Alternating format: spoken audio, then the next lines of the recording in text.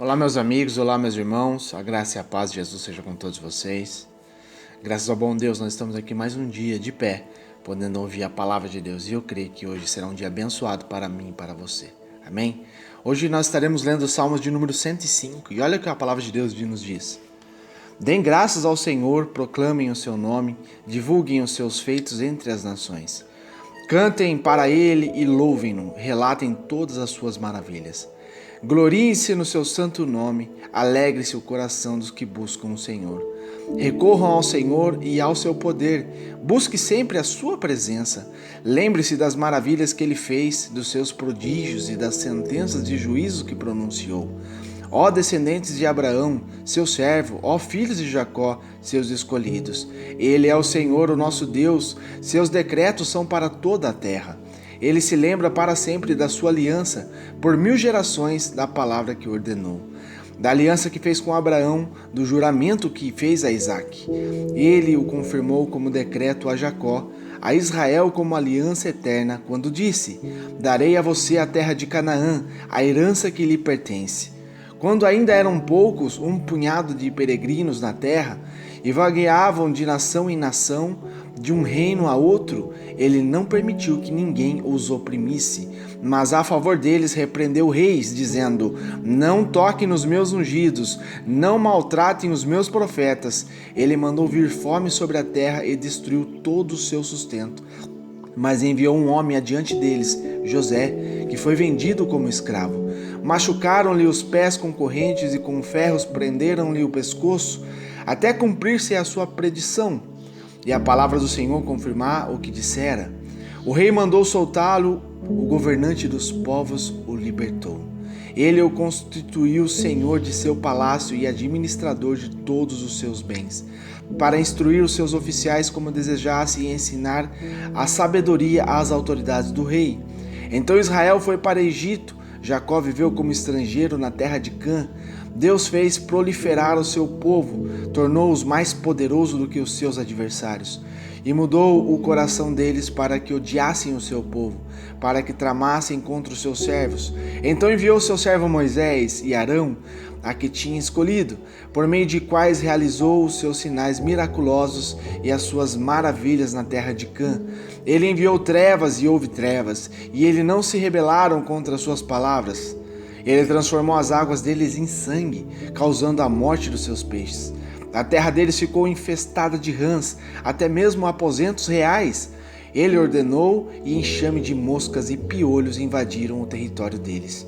Deu-lhes granizo em vez de chuva e raios flamejantes por toda a terra deles. Arrasou as suas videiras e figueiras e destruiu as árvores do seu território. Ordenou e vieram enxames de gafanhotos inumeráveis. E devoraram toda a vegetação daquela terra e consumiram tudo o que a lavoura produziu.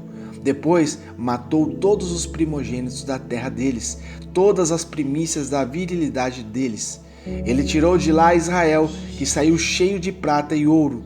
Não havia em suas tribos quem fraquejasse. Os egípcios alegraram-se quando eles saíram, pois estavam com verdadeiro pavor dos israelitas. Ele estendeu uma nuvem para lhes dar sombra e fogo para iluminar a noite. Pediram e ele enviou codornizes e saciou-os com pão do céu. Ele fendeu a rocha e jorrou água, que escorreu como um rio pelo deserto. Pois ele se lembrou da santa promessa que fizera a seu povo Abraão.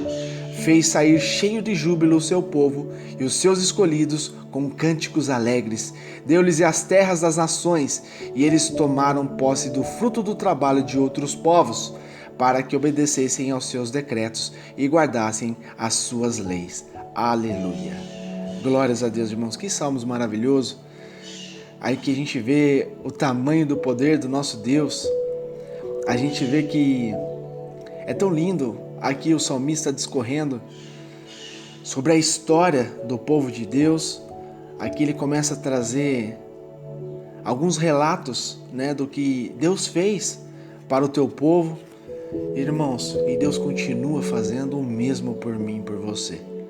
Aqui ele nos convida já no início: deem graças ao Senhor, proclamem o seu nome, divulguem os seus feitos entre nações. Irmãos, nós temos que dar testemunho do que Deus faz na nossa vida, pois eu creio que todos nós que estamos ouvindo agora essa palavra do Senhor, nós temos um testemunho para contar.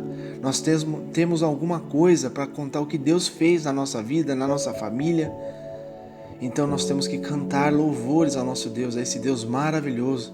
A gente tem que se gloriar no teu santo nome, alegrar o coração, porque o nosso Deus, Ele é lindo, Ele é poderoso em fazer coisas miraculosas, prodígios ao nosso favor, irmãos. Nós que somos descendentes de Abraão, nós que somos descendentes desse povo que foi enxertado, Jesus nos deu essa esperança, nos deu essa oportunidade, essa aliança maravilhosa. E aqui fala por 1000 gerações. Essa aliança que fez com Abraão, o juramento que ele fez com Isaac, irmãos. Isso tudo que ele confirmou, esse decreto em Jacó, em Israel, está sobre nós que aceitamos a Jesus como nosso Salvador. E aqui a gente começa a ver ele escrevendo, descrevendo tudo o que foi feito. É tão poderoso isso tudo, irmãos. E a gente vê que coisas que aconteceram na vida de Davi, posterior a tudo isso, depois de ser aclamado rei sobre toda a nação de Israel, Davi ele começou a corrigir algumas falhas do seu predecessor Saul. A gente vê que a história de Saul começou bem e terminou mal. E na vida de Davi foi diferente. Começou mal e terminou bem, irmãos. Você entende? Ele foi ungido a rei em torno de 17 anos de idade. Ele era um menino ainda. E ali começou a história de Davi, onde ele começou a ser perseguido. Ali onde Saul tentava tirar a vida de Davi. Davi viveu coisas terríveis, irmãos. Provas terríveis. E eu sei que na minha vida e na tua vida não é diferente.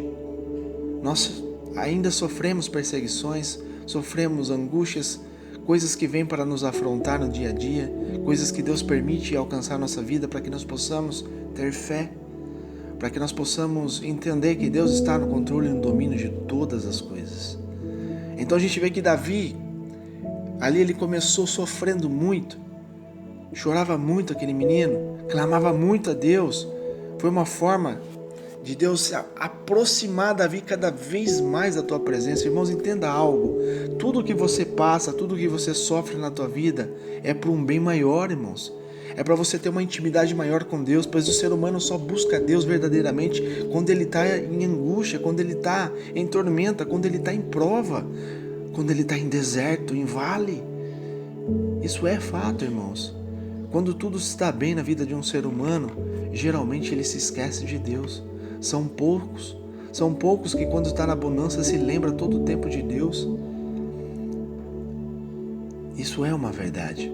Então Davi ele foi treinado desde pequeno a confiar plenamente em Deus, a buscar resultado em Deus, buscar socorro em Deus. Então dessa forma de sofrimento Deus fez Davi ser íntimo dele. E quando Deus colocou eles sobre o reino, quando Deus estabeleceu o reino nas mãos de Davi, aquele homem soube fazer sempre a coisa certa, buscar em Deus. Por mais que ele falhava, ele se corrigia em Deus. Então a gente vê que o primeiro rei não se preocupou com, o mais sagrado de Israel, a importância de ser fiel a Deus. Então a gente entende, irmãos, que um dos primeiros atos oficiais de Davi, o segundo rei de Israel, foi de animar o povo, foi de levar a arca para Jerusalém, a cidade que ele escolheu como sede de governo, em que Deus escolheu como sede da religião nacional daquele povo, naquele momento da história. Depois de algumas complicações no caminho, Davi e o povo receberam ali a arca em Jerusalém, com alegria. A gente vê isso em 1 Crônicas 15, 14. Então a gente vê que Davi foi acertando todas as coisas.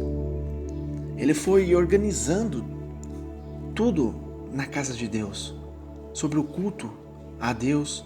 Ele foi designando ali os levitas, os responsáveis por vários serviços. Ele foi se dedicando cada dia mais em adoração a Deus, irmãos. Ele escolheu Asaf como chefe dos músicos, entre outros dirigentes.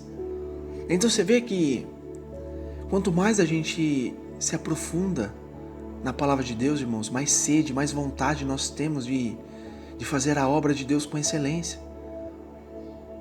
Ontem na igreja, Deus revelou um grande sermão através de nossa pastora. Irmãos, a igreja está cada vez se esfriando mais.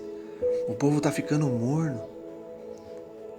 E isso não é novidade, porque Deus disse, através de João, na última carta, na carta de Laodiceia, irmãos, que o povo não era nem quente e nem frio. O povo era morno. Morno a ponto de Deus querer vomitar. Você consegue entender isso? Nós temos que tomar uma decisão na nossa vida, uma postura em nossas vidas. Assim como Davi tomou uma postura. E a gente vê, irmãos, que o Salmo 105, naturalmente ele vai se dividindo em duas partes principais. Nos primeiros 6 versos aqui o autor chama os hebreus adoração. Preste atenção aqui nos verbos usados, ele fala rendei, invocai, fazei, conhecidos, cantai, narrai, gloriai, buscai, lembrai do nosso Deus Altíssimo.